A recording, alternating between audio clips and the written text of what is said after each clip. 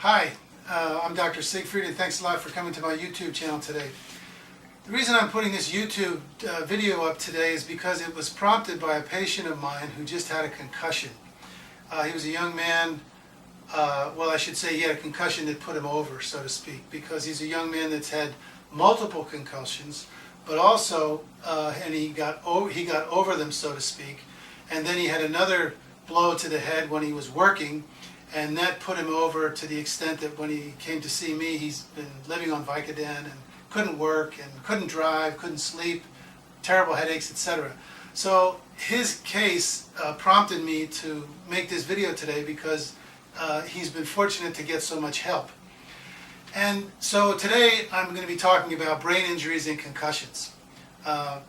According to the Brain Injury Association of Oregon, the former Surgeon General Everett Koop, MD, said this, that if a disease were killing our children in proportions that brain injuries are, people would be outraged and demand that the killer be stopped.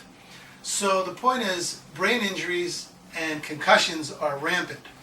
And one thing we know about concussions, if you don't want to have them, one thing we know about concussions is that you don't want to have them close together. In fact, if you're a football player, like a professional football player, you're not allowed to go back onto the field if the severity of the concussion is questionable at all, because they found that when you get a concussion close together, it can have devastating effects as opposed to just knocking your lights out, so to speak. And there's actually a ton of medical research being done these days documenting the cause and effect of concussions. And if you ever have a chance to see the movie called League of Denial, which is on the effects of concussions on the football players in the NFL, you'll see some of the devastating effects of concussions on the brains of these players. And unfortunately, very little is being offered regarding treatment to undo the cause of the concussion or the brain injuries that these athletes suffer. But my approach is different. I focus on the treatment of the condition of concussions, head injuries, brain trauma, etc. And I look at this problem primarily mechanically, from the standpoint of the head, of course.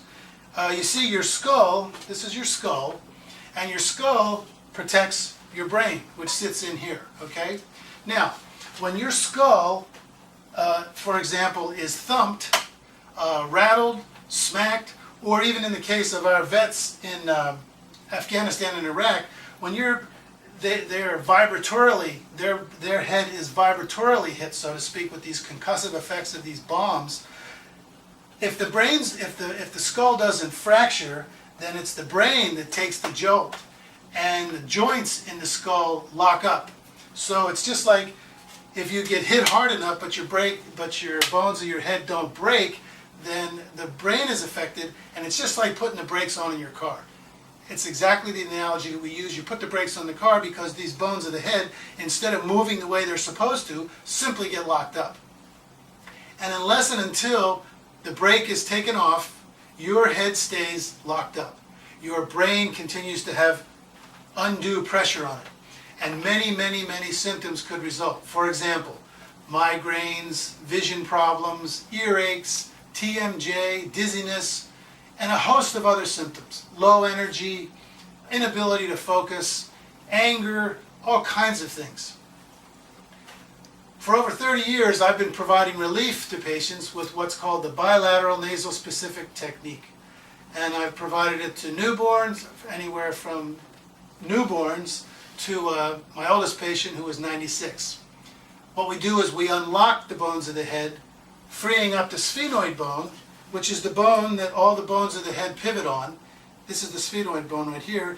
And unlocking this sphenoid bone allows for what's called the primary respiratory mechanism to function the way it's supposed to, which is a pump. Kind of like your brain, it's like a pump, pumping your brain all the time. So that allows full power from the top down, right from here, from the top down, inside out, into every cell and tissue in your body, which promotes optimal function because the brakes have been unlocked. So remember this, if you've had a difficult birth, any kind of head trauma, then there's a good chance your skull bones are locked up. And unless and until they get unlocked, any number of symptoms from TMJ, headaches, sinusitis, loss of hearing, etc., could persist. If you'd like to learn more about my work, you can go to my website at OregonWellnessCare.com and click onto the nasal specific information and also the bilateral nasal specific information. I'd like to thank you for watching my YouTube video today. I hope this information is helpful to you, a family, or a friend, and I hope you look forward to our other videos on this very challenging, difficult, and rampant condition among people that have had their head injured. Thanks.